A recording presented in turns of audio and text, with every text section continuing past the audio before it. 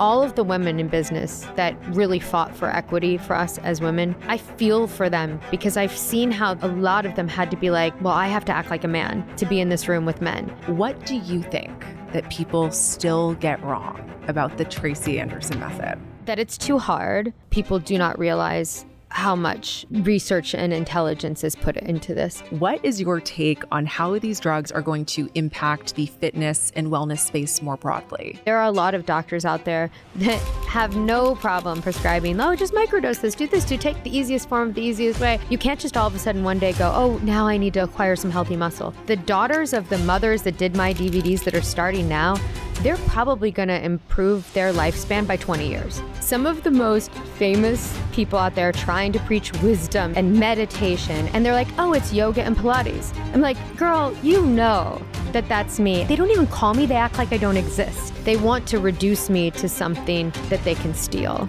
And what you're trying to do, as you said, it's never been done before. You can't find anything, any fitness experience that ever looked like what I brought forward. I'm Sammi Cohen, and this is Social Currency, a podcast that unpacks the stories that are shaping business, culture, and the intersection of the two. Long before boutique fitness was a buzzword, Tracy Anderson was building a method that challenged the status quo. What started in a simple small-town studio has grown into a global brand with devoted followers, high-wattage famous clients, and a fitness philosophy that's as disciplined as it is disruptive. Her signature approach, focused on constant reinvention, has built a billion-dollar body image conversation that extends far beyond the walls of her studios. But what might seem like a simple business, making people look and feel good, is actually more complicated than meets the eye, especially when it comes to questions like the tension between exclusivity and accessibility, and balancing personal results with research-backed insights. In today's conversation, Tracy opens up about all of this, plus protecting intellectual property in a world of copycats, and the personal toll of always being the one expected to show up, physically and emotionally. We also dig into the evolution of the Tracy Anderson method, how she thinks about aging and beauty in a filtered world, and her unfiltered take on the rise of GLP-1 weight loss drugs. This is Tracy Anderson's Social Currency. Tracy Anderson, welcome to Social Currency. So happy to be here. In an industry full of trends, your method has not only lasted, but it has stayed very culturally relevant for 2 decades. And today we're going to talk about what it takes to really build that kind of staying power. But before we get into that, I want to start with your beginnings, because you grew up in Indiana. I did. Where your mother ran a dance studio. She still does. She's 80, almost 80, and she's never going to stop. Wow. And she was a ballerina, right? She was. What was that relationship like with you and performance and dance and movement so early on? My mother instilled a sense of wonder and awe in all three of us. I'm the oldest of 3. And looking back, I am just so grateful for that. She didn't choose the house in the subdivision. She really leaned into nature. My playground was a tree called the mystery tree where the roots grew out of the ground. She still believes in fairies. I don't know, like she's just really magical, but she really did cultivate this sense of like wonder in us. And she still to this day does something very magical with her studio. And I think it's why she can't stop teaching. She doesn't take a 5-year-old and say, now put your feet in first position and straighten your back up and shoulders down, and line out of your head. She literally says like, well, how do you want to move? I'm going to put on this music and I just want to see you move for who you are. So she would say to me, now Tracy, that's jazz, or that's tap, or this comes from this cultural dance. But what if you're just moving unstructured? And so she inhabited that deep sense of safety and truth in me very young. From an early age, clearly having that influence in your life, you saw it firsthand every day. And I'd imagine her system kind of had an imprint in some way in what you later developed. So did you, when you were a child or when you were growing up, did you know you wanted to go into something in the dance, performance, fitness realm? Absolutely not. I mean, I did all of the DVDs from Tybo to Jane Fonda to Denise Austin and Kathy Smith. I would dabble in them here or there. And I was very aware of this space that was, oh, you go over here to do your workout. And then dance was my art form. And then cheerleading was my sport. Yes, cheerleading is a sport. It's a sport. And show choir was my other place. And then, I was like Puck in A Midsummer Night's Dream twice. And so I was around the arts my entire upbringing. And I just heavily leaned towards that. But then I also was a competitive chess player. And then I also was a pianist. And I really learned very young that science and creativity and mathematics, like you can't have anything without creativity. And I think it is the most important thing that we make sure we protect. And so you decide to go study at the American Musical and Dramatic Academy. What was that transition like? Because you had grown up in this small town in Indiana. And also, what were you trying to achieve in New York? Oh my gosh. Well, first of all, my parents got divorced when I was in high school. It was a bad divorce. And my parents were like, well, my mom would have given me the world. And my dad's like, you're on your own, kid. And I also did this thing where I decided to punish my parents my senior year by, I'm going to do bad in school. So there, which didn't hurt anyone but me. So I went to college first in Florida, like my dad said, to get my grades up. And I wanted to go to this art school so bad. And here's my magical mother who's like, New York City. And she said, there's an audition for this school that, Liza Minnelli was involved in, all these, my mom just like loved art and culture. And so she drove me to the audition in a whiteout blizzard. I don't even know if we actually had enough gas money to get, I don't even know how we got there. There were no cell phones. Anyway, I got there, I auditioned, and I got a dance scholarship. I think the first night I woke up with 20 cockroaches on me. And I was like, welcome to New York. I wasn't like, ooh, there are cockroaches on me. I was like, bring it on. This is amazing. I want to be a part of this city and these people. And when I did land in New York City with not a dollar, I couldn't afford the subway, And to me, that's why I have such an affinity for New York City too, because I think when you do things right, this city Rewards you. Yeah. The opportunity wasn't lost on me at all there to be surrounded by creative peers and people and to be, learning about the creative process. Dance was my passion. So I really always viewed that as okay, I'll go here and then hopefully I'll be able to go to Juilliard for dance. That was my next goal. In the early 2000s, jumping ahead a little bit, you saw this gap in the fitness industry. What were you trying to create initially? Yeah, I was broken. I was upset. I was defeated because that city that I loved and that environment that I loved, I gained almost 40 pounds. And I'm tiny, as you can see. I'm the size of your leg. I'm in height. The teachers were great. They were like, you have so much talent. Can't you lose weight? And I was like, well, I want to lose weight. And I'll never forget a friend of mine taking her to the emergency room because she had overdosed on suppositories trying to make weight. People doing, drugs or not eating and I was never into drugs.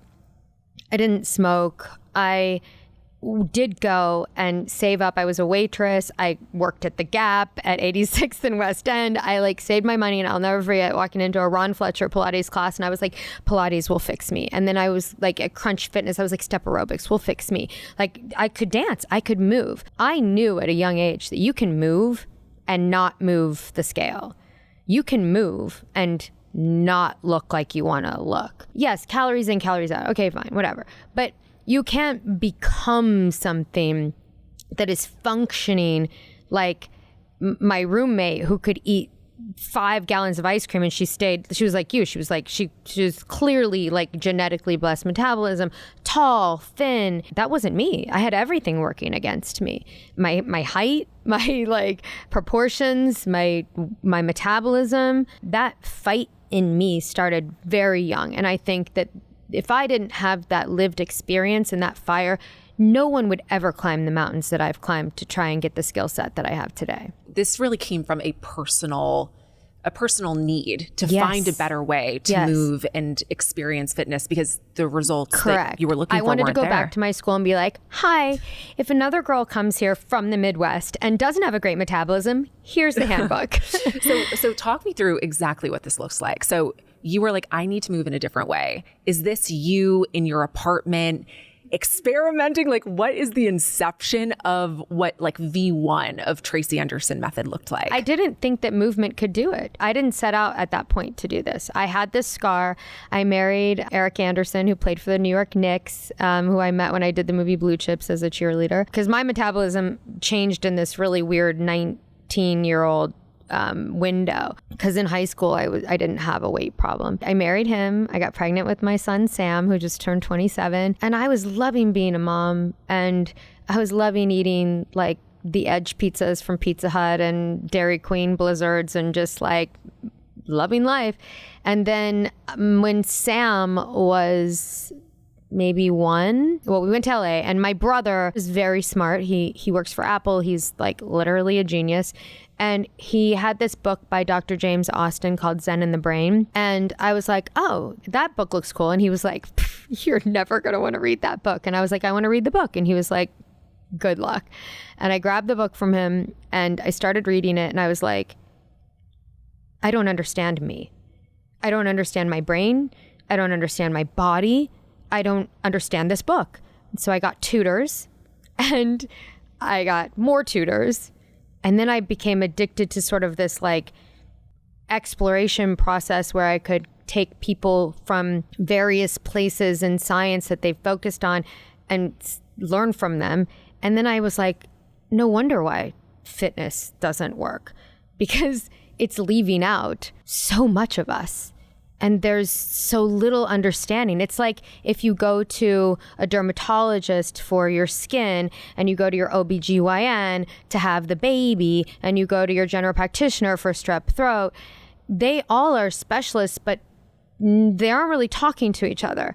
And they go to different experts for different fields. The body is so wildly complex. And here this man was, Dr. James Austin, he's like 100 years old, who was a neurologist that had a Zen awakening and was brave enough and brilliant enough to say, these worlds belong together. This man doesn't even have email because he knows what this world of technology is going to do to our actual brains. And it's destroying us. When I read that book, I was like, I want to learn.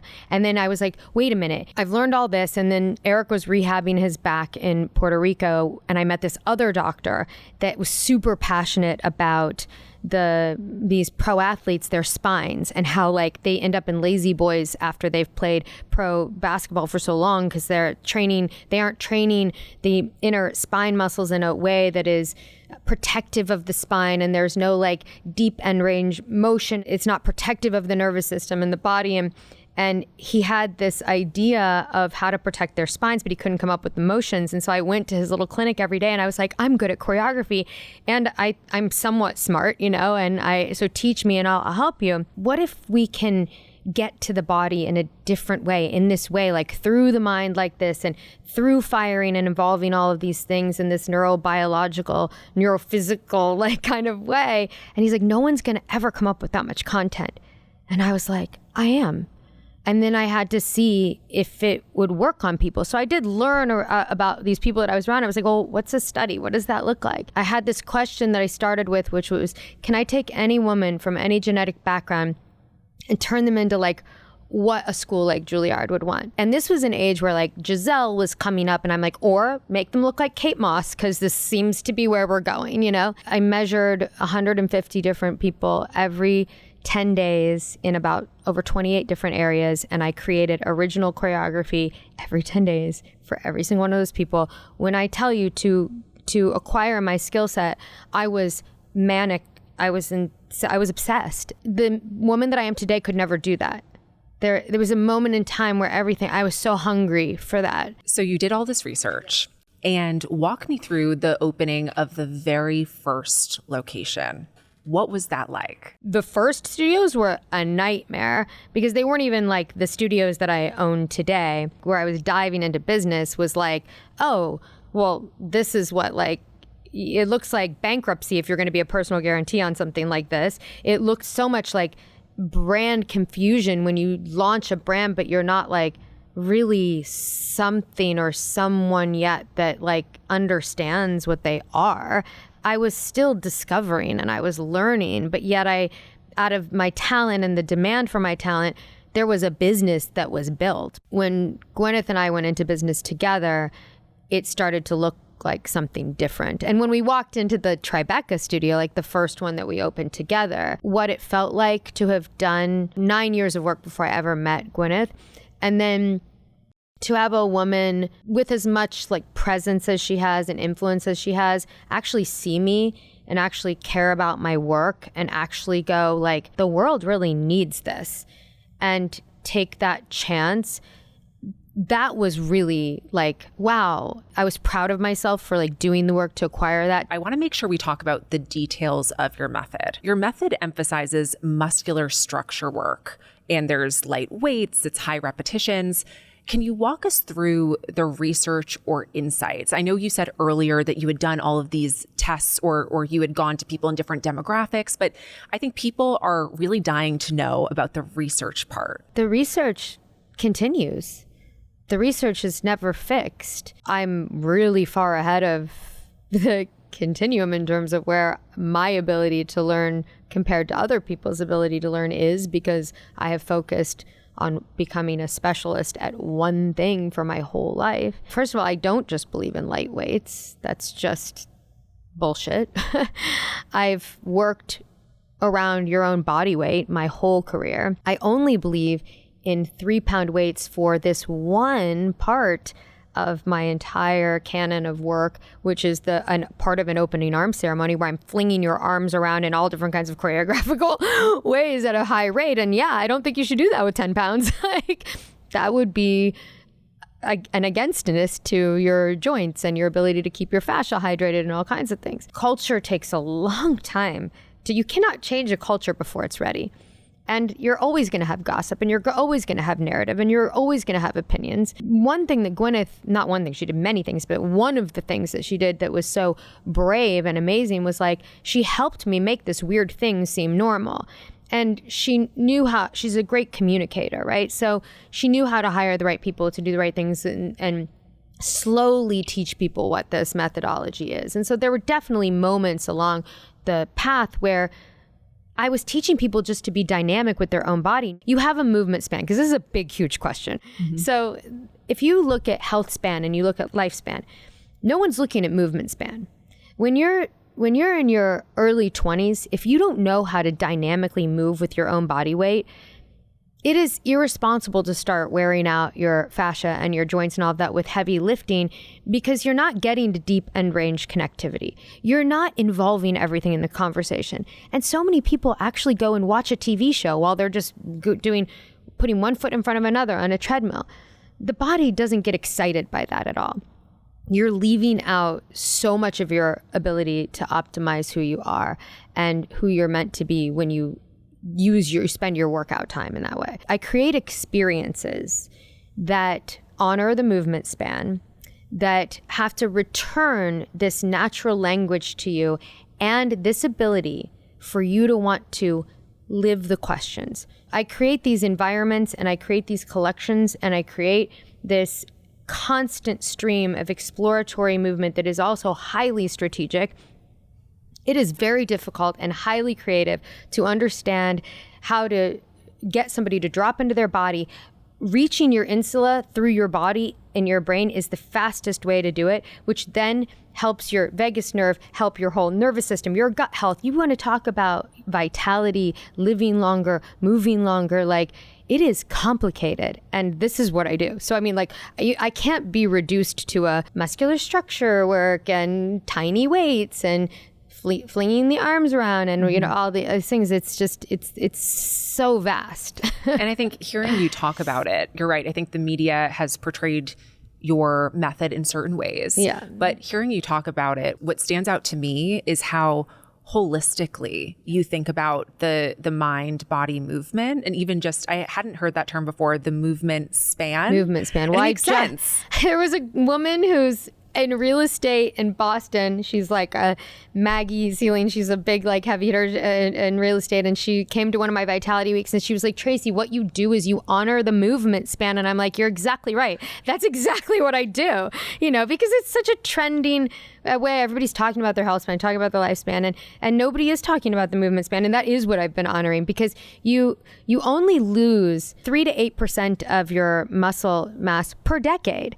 But yet women are so out of their bodies that someone can say, you better start lifting weights if you're in perimenopause or you're going to shrivel up and become frail and die early and all these things. And it's just like, oh my gosh, the fact that somebody can pose as an expert, or even should be an expert, and can say these fear-mongering statements to make a woman who doesn't even know how to dynamically move in their body, doesn't understand their own coordination because it's been robbed from them, and then you're going to go have them lift and fling heavy things all around when they have no sense of their center. They have no sense of force transmission. They have no sense of a weight transfer. And so they're going to end up injured. And the thing that you need to protect in your movement span is keeping your fascia hydrated.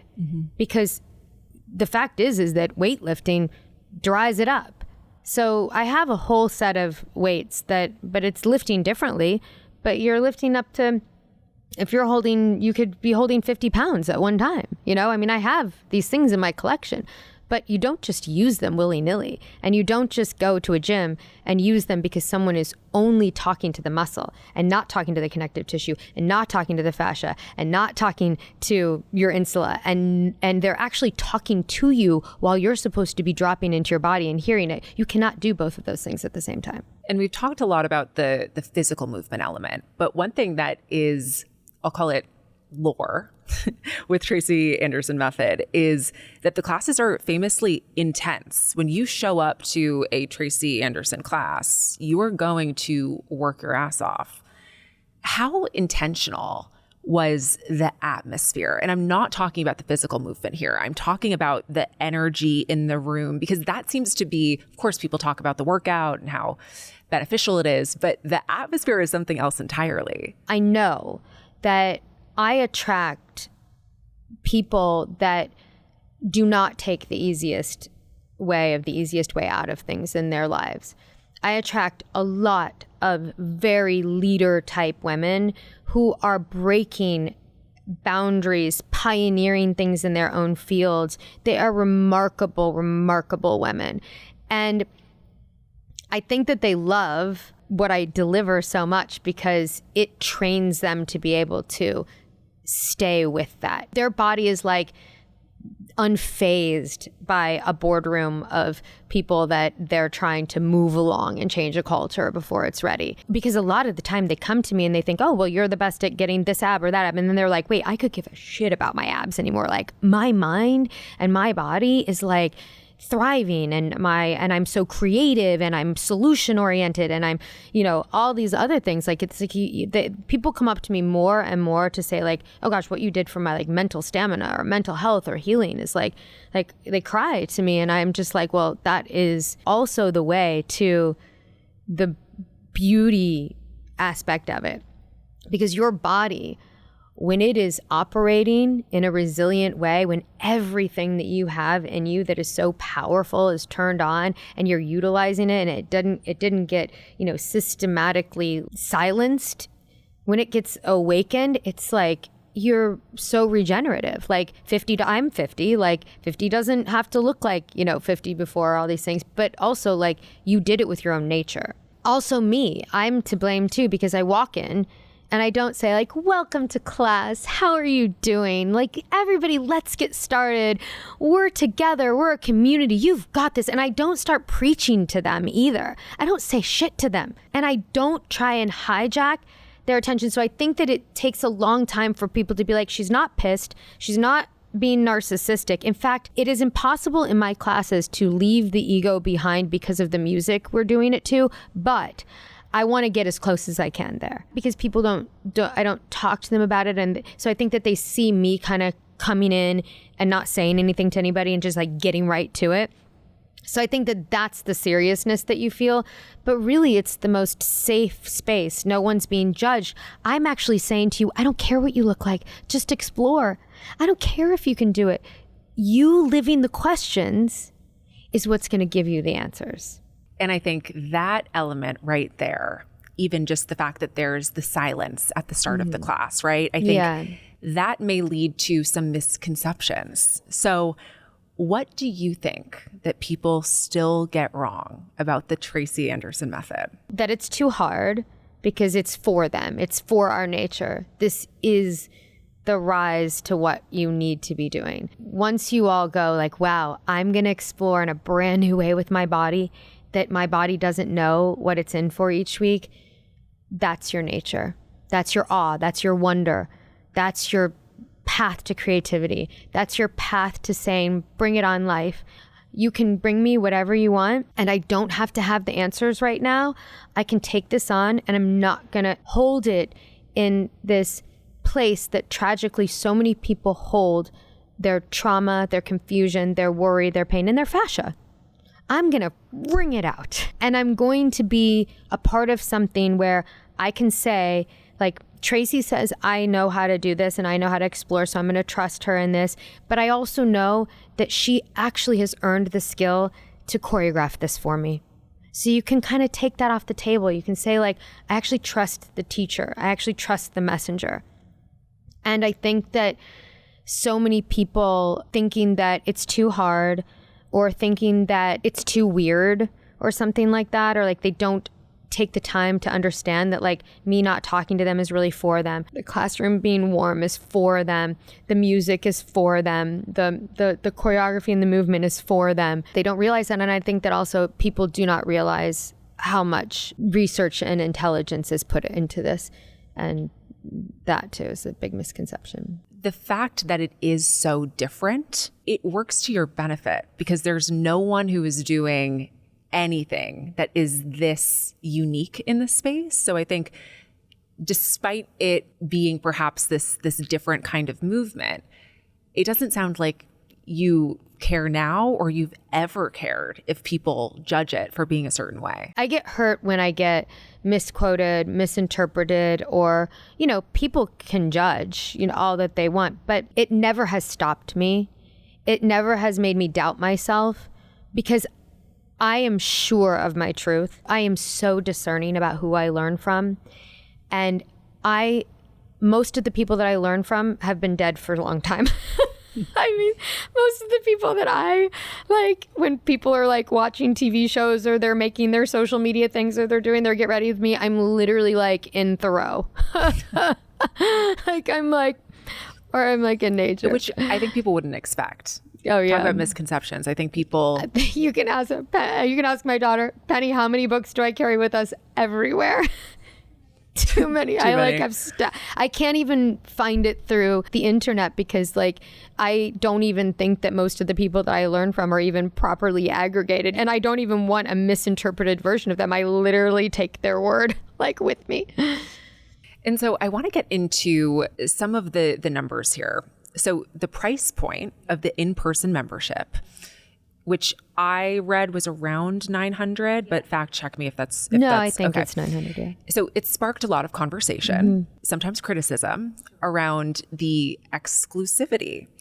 So how do you think about that tension between exclusivity and accessibility, if you even think about the accessibility at all? I have these conversations with my son all the time. He's beautifully altruistic.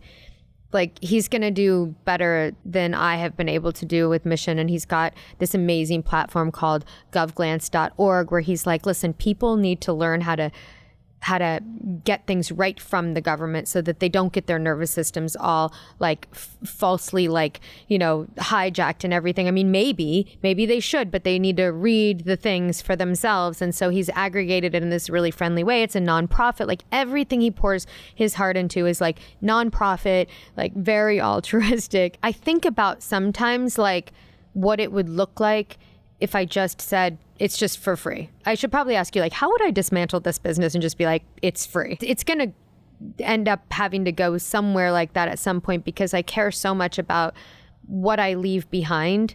And I care so much about leaving the truth of my body of work behind so that I can really contribute way beyond my years to the next and the next, steward of something that's going to be really like morally beautiful, right? And so I do care about that. But the reason why it's that right now is because it's highly costly to do what I do. It's that it's costly to be able to afford for me to go and like do research, have places that these very successful women can like actually like relax, and I have to be in these zip codes that are highly expensive, and but really like to actually create it is costly to do it right. Your locations right now, I mean, some of the most expensive zip codes there are Tribeca, Hamptons, Los Angeles. Yes. So I would imagine those leases are not cheap. The fact that you even mentioned at some point offering highly, highly discounted or maybe even free, as you said, I think you also have this online access available, which I saw was around $90 a month. Which is still really costly because every single week I'm the one that has to create I have to create 8 new hours of content every single week to service everything that I'm creating. And plus, it's also very costly to do things right in terms of the environmental impact of how we behave and how we behave as business owners. And so I have poured so much into making sure that in the name of improving people's well-being, I'm not also killing the very thing that we need to be well, which is the environment, or having the plastic piece of equipment that is leaching things into your body, or like dyes on mats, or like, there are countless very well-positioned, wealthy business owners and entrepreneurs that have no concept of what they're doing to the planet. It is just all about the numbers and all about like building at the cost of the environment. And it's just not attractive to me. So that's also very costly. So all of the equipment that I create now and bring forward now is done in regenerative ways. Okay. So I'd rather use my intellect to create a my mode, even though I have to say to my team and say to like, Stephen Beltrani, who runs my company, like, hey, got to make the weird seem normal again. Ready? Okay, let's go. Yeah. When people see prices like that, they assume that regardless of how expensive the leases are, it definitely feeds into this air of exclusivity for sure. But I think for listeners who may have this notion of what the Tracy Anderson method is all about, I think it's refreshing to hear that this is something that you're exploring of other price points that might be beneficial at some point. We're heavily exploring a lower price point for entry level people because I have my core audience that has been so good to me, so loyal to me. They are the proof of my work, how their lives are, and they shine, and they're such a beautiful community. I always have to keep pushing forward for them, and that is what's costly. Research is costly. Time to actually learn and understand is costly. Affording me the time to say, like, I'm not going to do anything else in my life. I'm going to get this sequence right for these people, even though it only is going to live in their bodies for 7 days. The daughters of the mothers that did my DVDs that are starting now, they're probably going to improve their lifespan by 20 years. I'm not even kidding. And then there was just this fascinating study out of Norway too on like nutrition. And if you change this way of eating, you could, if you start this at 20, you can expand your lifespan by 20 years. There will be people that show us that, living to be 100 and 103 was small potatoes compared to being able to live to 112. I really believe that. I'm curious to hear because you have, we mentioned the online portion, you have the in-person membership, products as well. What's been the most surprising revenue driver for you? The most surprising revenue driver to me was the day that I was like, everyone can come into my classroom with me. Like, I filmed more fitness DVDs than anyone in my field, over 170. So I was groomed and brought up very much in like polished production and, then big end caps at the end of like the Target aisle or things like that, where there's like no hair and makeup. It's just me living right there in my week. No matter what, I mean, life comes towards me like it comes towards everyone else, right? And I have to show up and there's just going to be a camera here and a camera there and a camera, whatever. And it's every single week. It's also been so surprising how the user actually, the relationship with me and the relationship with each other is real. It's like really real. So not only does it pay off financially, more than anything, it pays off in an actual real community. When I ask people in my audience today, I'm like, what communities do you belong to? Because we know that this is a very important driver for lifespan and health span. And they say, well, your community, our community. And it just like makes my heart so happy. It's genuine. I'm sure everyone will agree with me here, but there's something that is uniquely magical about working out with other people in real life that, I'm sorry, like you can watch anything online, but it's not the same. So it's not surprising to me that that's the biggest one. I want to ask one more question on this, and then we're going to lay it to rest. Because you've worked with high profile clients, and you mentioned Gwyneth, who's also a business partner, who is invested. Not anymore, but she was. We were for many years. So what did you learn while that was the case about the intersection of personal relationships, because I'd imagine working with her for so long, you got very close, and business partnerships? I really feel like we had to be one of the first, like, you know, celebrities being entrepreneurs. I think, I mean, I don't know, you would know this more than me, but I definitely think in the fitness space, like we were literally, if not the first, like one of the first. Do you remember what year it was? Gosh, it was like 2007, maybe 2006. Early. Like really early. Yeah. That was built out of a genuine skill set that I had, a genuine courage that she had of like, I want to be a part of this, and every woman needs this. Like literally that was her exact words. Like every woman needs this. In terms of modeling a business, I knew nothing. I think that we just had our hearts just like wide open for each other. And we still do today.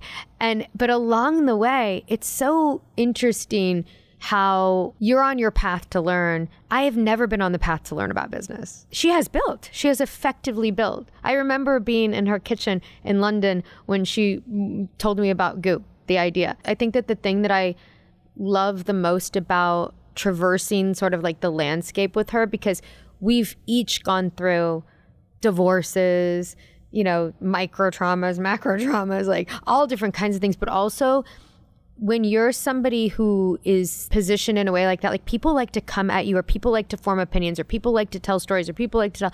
And we always stayed in this like sisterhood space and this really mutually respectful place. Almost like it's like, we just know each other on such a heart and human level that like the noise is just noise, and our paths were really what mattered, right? And there were moments where like in business, like her idea of business was different than my idea, and vice versa. We had gotten my business into where there were a couple of different partners involved, and I got to a place where I was like, I don't want any partners anymore. I'm going into a space that is so unfair, I think, to any business partner, because I will not bend on my integrity. I will not bend the science that I know to be true. I will not bend the experience for anything. I will not participate in so many like social media like games and things like that. Like I just can't. And so it's not fair to anybody else. My point is that we learned so much together. And so now like I get to fan over Goop and be like a client, and she loves the growth rings so much. She gets to fan over what my latest innovation is, and we get to come together, and we still will work out together because I want to, because that's how also kind of like how we catch up, you know? Yeah. I think what's really interesting about what she's built, obviously her many empires, but the Goop, and she just launched Gwyn. Yeah. I know. I love it so much when she leans into this, just like this is the thing that I think is so incredible about where she is today, is that all of the women in business that really fought for equity for us as women, I feel for them, because I've seen how a lot of them had to be like, well, I have to act like a man to be in this room with men. And Gwyneth's like fierce intelligence. She's highly intelligent, and she's big-hearted, and she's funny, and she's actually like hysterical, but also her ability to keep her femininity. She's not ever sold out of her femininity. So if you think about where she's moved the needle now for us as women with so much courage, she's like, no, I'm here. I'm the freaking CEO.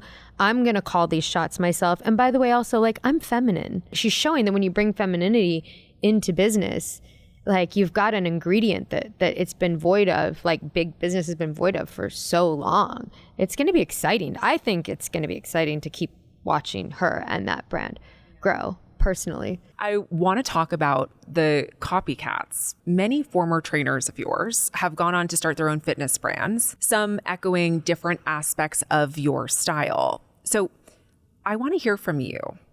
How do you balance the aspect of protecting your intellectual property, and we'll get into exactly what that is, while also aiming to teach and instruct others? I stay really focused on the research and the work and who I am and what I bring forward for all of the beautiful people that, I am of service to.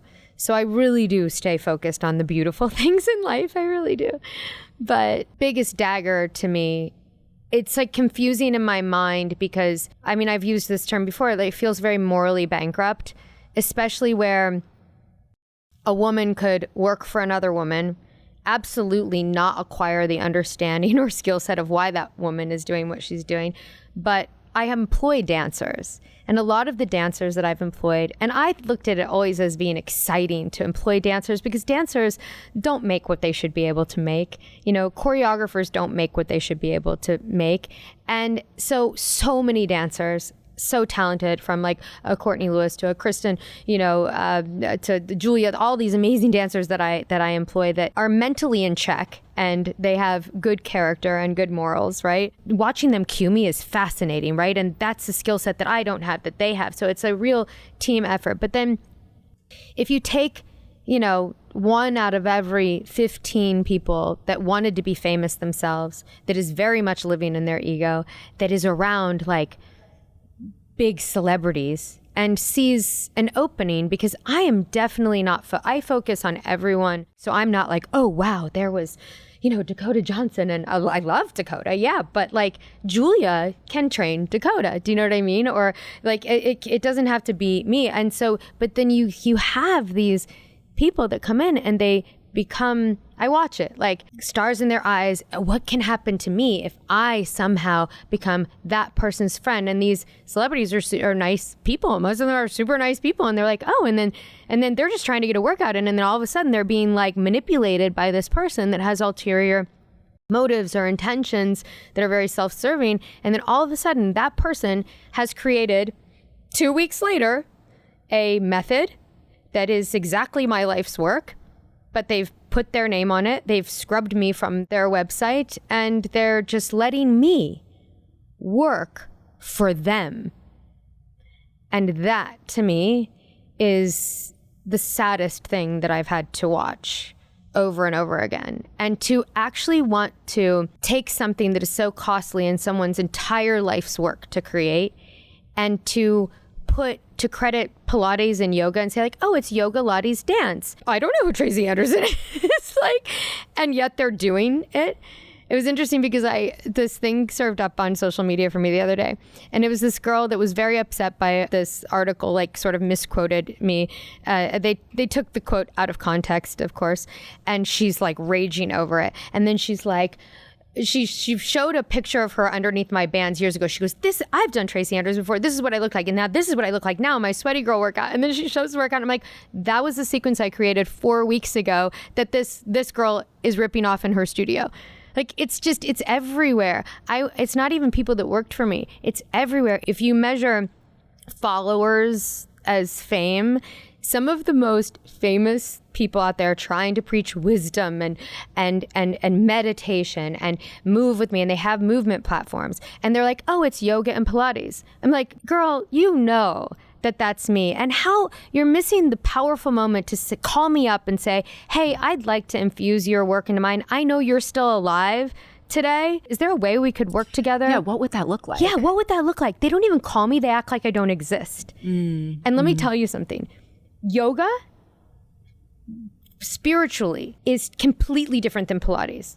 So yoga and Pilates don't actually merge well together. So if somebody actually knows a lot about the body, they know that it's actually insulting to yoga to meld it with Pilates, and it's insulting to Pilates to meld it with that. And if you only have 20 minutes and you're doing half yoga and half Pilates, the strategy is like, it's like, you lost. when it comes to the intellectual property about it, so walk me through this, because how I envision it is when you are moving under the Tracy Anderson method, a way that it can be defensible. Like it's this series You're talking of about movements. the lawsuit. Yeah. I mean, I would get on calls with my lawyers and I'd be like, here's another one that's just ripping me off. They put their name, they put a method. I mean, they're doing my work. This cannot be legal. And this one woman came to me and she was like, listen, this is a way that I think that we can do it. So obviously we have non-competes, right? I actually don't care so much about non-competes because I don't want to own customers. Do you know what I mean? If you want to go to somebody that's going to rip off another woman and call it health, like, go ahead. Like, I don't care. I have a right to the contract claim and I settled that because, but literally in my case, like it was like, oh, well, the contract claim holds. But so to change the law right now, it's a very novel part of the law.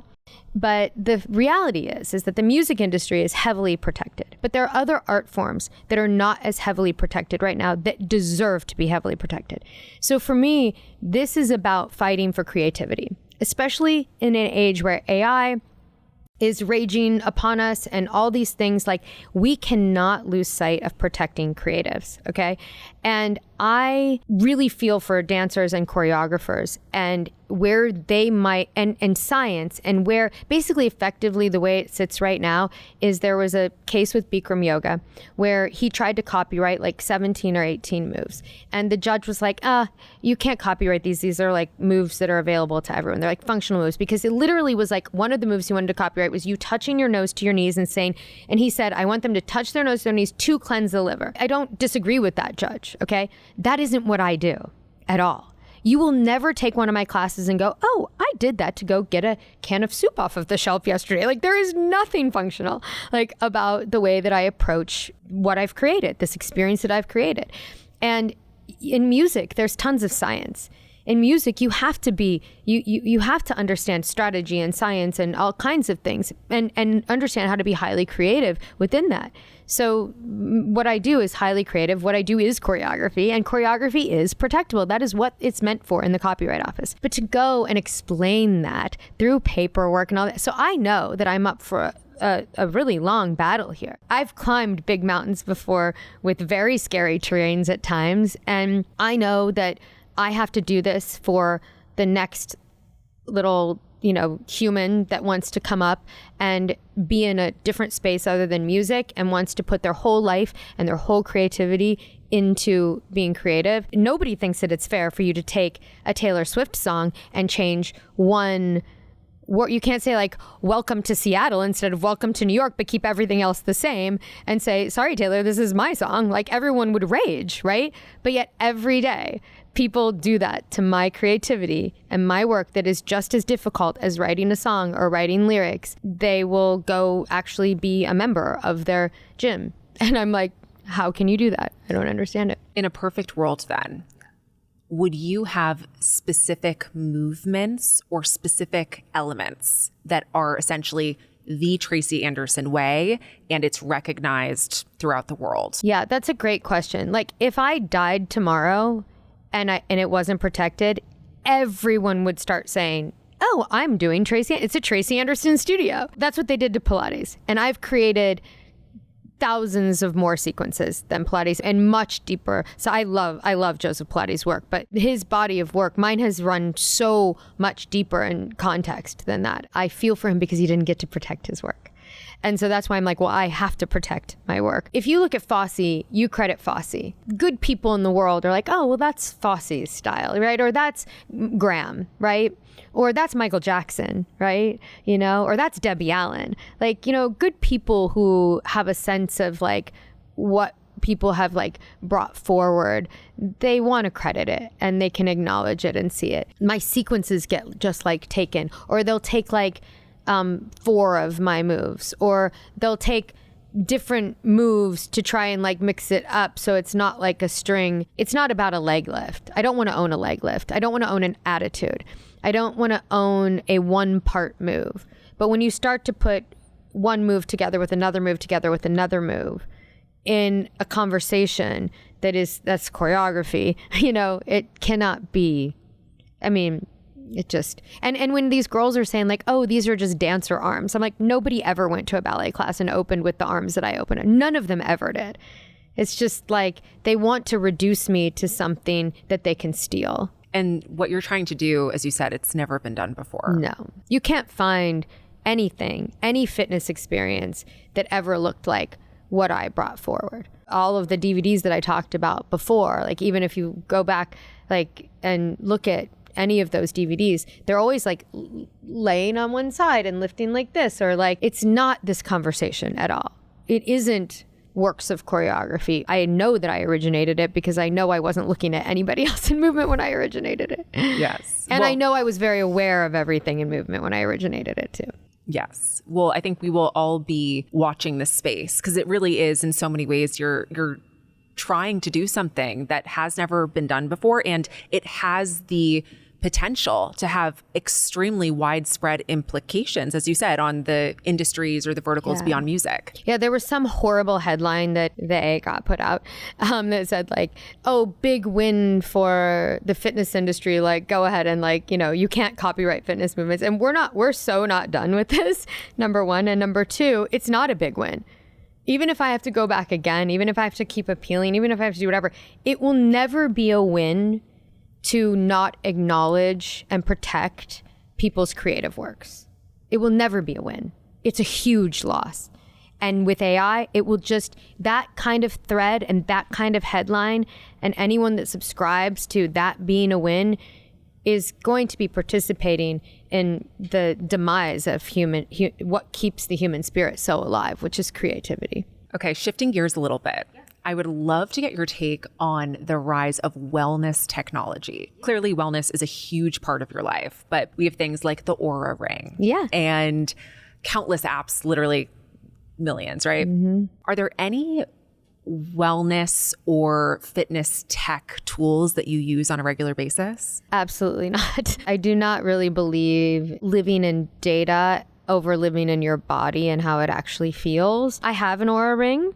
And I definitely get super excited when I get a string of crowns on a sleep score. What I'll do is I want to know about it, and then I want to know about how it makes me feel and behave. And I think that when it's in your psyche, it just talks to your ego. Like, you got a sleep crown, like, yay. Like, but nothing technological or data driven should ever take you out of your soma, take you out of your interoception. We live in our heads too much. And we need to be dropping down into our bodies more and trusting that the reason why those things can really swoop in and take over is because people don't hear their bodies.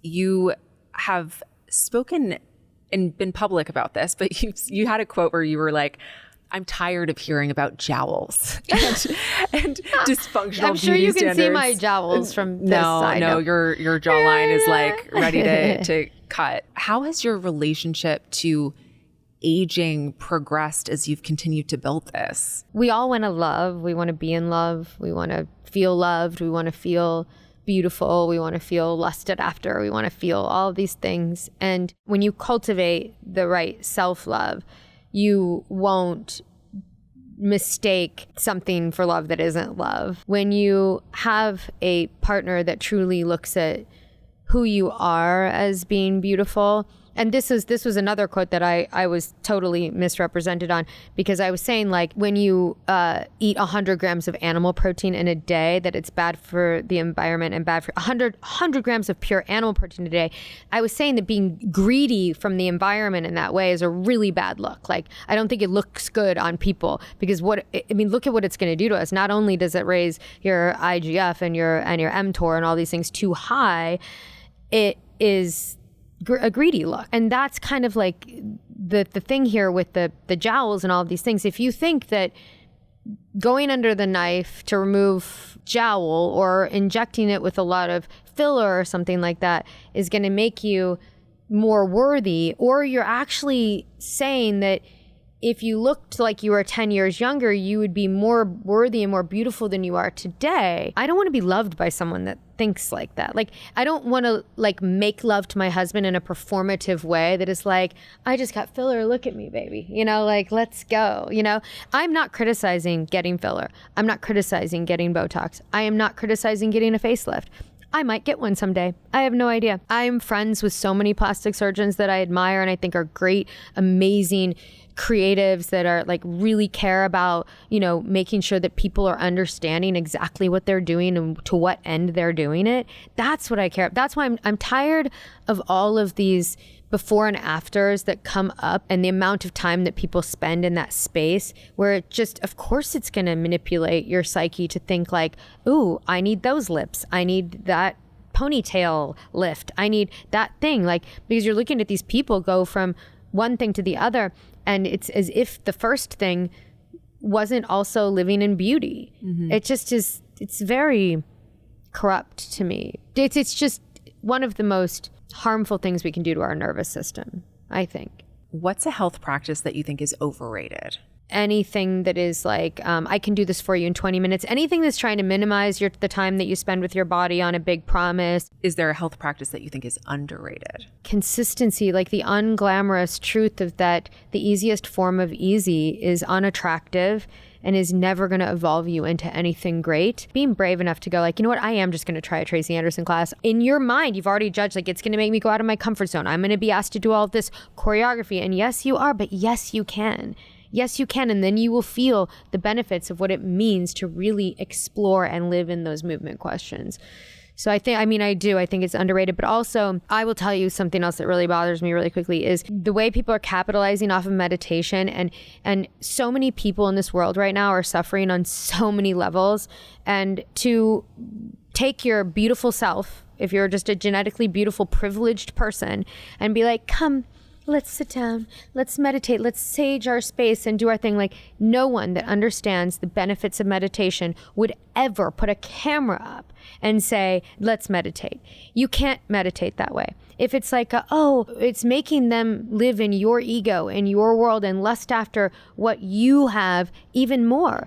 It is not helpful to people. So that's why I created Heartstone, which is where they have to put the phone down, put the rocks in their hands, and actually allow their body to get to their insula. You cannot get to your insula in your mind, which actually helps you hear your body and actually helps you regulate anxiety and all these things. An app or a person on Instagram telling you how to meditate. It's not possible.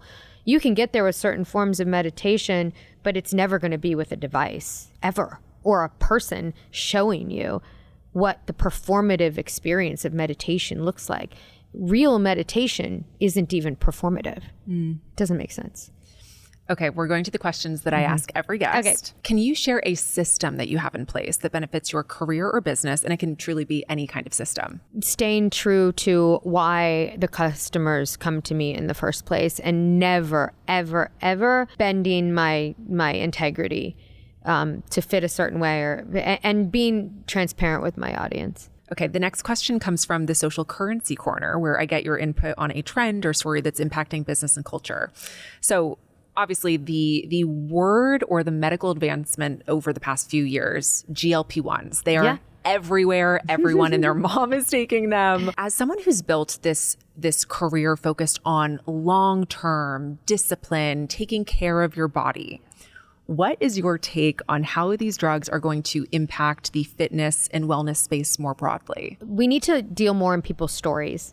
And there are people's stories and the truth of their stories where that might be a good idea for them to take that. And having that opportunity for that advancement in science can be a really positive thing for those people. So I'm not judging that at all. But then you take somebody else's story who's just taking the easiest form of the easiest way to the easiest end that is all about vanity and ego and not about the beauty of their health and their movement span. And that's really dangerous, because if you're not someone whose story actually makes sense for this, and there are a lot of doctors out there that have no problem prescribing, just microdose this, take the easiest form of the easiest way out. And that is not what true health is built on. And there is no way around you needing to actually move and be with your body. And you cannot expect to all of a sudden one day just acquire healthy muscle. You can't just all of a sudden one day go, now I need to acquire some healthy muscle. No, for your muscles to be healthy, it's about your recruitment. And when you're a kindergarten level in movement, you can't get the like dynamic sort of muscle fiber recruitment that you can't just all of a sudden just go like, I'm going to go get that. And you can't just get that by just running on a treadmill, and you can't just get that by lifting some weights. You get that by becoming highly skilled. And it's like, you want a good big vocabulary, you better practice. You want to speak a different language, you better practice. But you really can't go, I'm going to take Spanish one day, French one day, German one day, Japanese one day, and then I'm going to become proficient in all of those languages. No, you'll just know a little bit of a bunch of things. Your body's the same way. Like, oh, well, if you dabble in a bunch of different things and you trend hop or whatever, you're never going to become anything that really has an impact on your health. So you won't have made a real impact with your time. There are no shortcuts, right? There are. Like when it comes to muscle. Why do you want it? Yeah. When you want the shortcut, you miss the awe, you miss the wonder, you miss the difficult thing that grew you. Mm-hmm. Okay, we're going to end with a listener question. This question comes from Lindsay. If you had to pick just one move, and it sounds like that's going to be hard because you have literally trillions, one move that embodies the Tracy Anderson method, what would it be and why? There's never going to be an answer to that question. It's impossible. I would be lying to you. And I've told People Magazine, Us Magazine, every year when they say to me, oh, give me 3 moves to get J-Lo's butt. I'm like, there are no 3 moves to get J-Lo's butt. You can't get it. You can never get it. It's hers. She's amazing and she's beautiful and so are you. Like, work on your own. And she works on hers. You know, it's like there's never going to be a move. But what I would say is you can shift your mentality to an openness. The one move you can make for yourself is to say, I'm going to shift my mentality to an openness to actually be okay not needing the answers, not needing do this to get this, but I'm going to actually live in my questions. Like Rilke said, I'm going to live in the movement. I'm going to show up for the conversation, you know, and I'm going to show up in a truthful way. And I'm going to understand that every choice that I make on my path of becoming is going to ultimately be who I become. That is a great note to end on. Tracy, thank you so much for coming on. I think what I'm the most excited about when this airs is I think that recently, and we alluded to the Cut article, right? There are so many people who think that they know Tracy Anderson because they've seen a headline, they've seen a snippet from an article, maybe a rage bait. I call it rage bait. But people love, especially certain media platforms, they love to create a villain. Yes. And they love to create someone who will inspire some kind of reaction because, of course, that gets them clicks too. The appropriate way to do it for someone who's like been a little bit more like evolved or enlightened would be to ask a question. Hey, what did you mean by that? Did they quote you properly? Would you mind answering me why you feel so strongly about that? But just the hate bashing of another human being so quickly is so unfortunate. And it's not going to be the way that we move the needle. You want to know what is dramatic and you want to know what is beautiful? A good fight too, but we just don't highlight it. And your transparency today, I think, will illuminate a lot of the context of your why, the things that you've done that may not have gotten as much press. So thank you for that. Well, listen, I'm a fan and I love the conversations that you're having. I love the way that you really dig deep and you're really remarkable. So I was happy to be here with you. Thank you, Tracy. Okay, thank you. Thank you so much for listening to today's episode of Social Currency. I've been wanting to launch this show for so long. I can't tell you how excited I am to do this and how thrilled I am that you're actually here listening. It means the world to me. If you liked what you heard today, please rate and review the podcast because it massively helps to support the work I do to bring the show to life. And if you want to keep up with the hottest business lore in real time, follow me on Instagram at Sammi Cohen Talks and subscribe to my newsletter, Social Currency, which is linked in the show notes. Social Currency is a production of Social Currency Media and Money News Network. The podcast is hosted and executive produced by me, Sammi Cohen. Social Currency is produced by the Money News Network team. See you next time.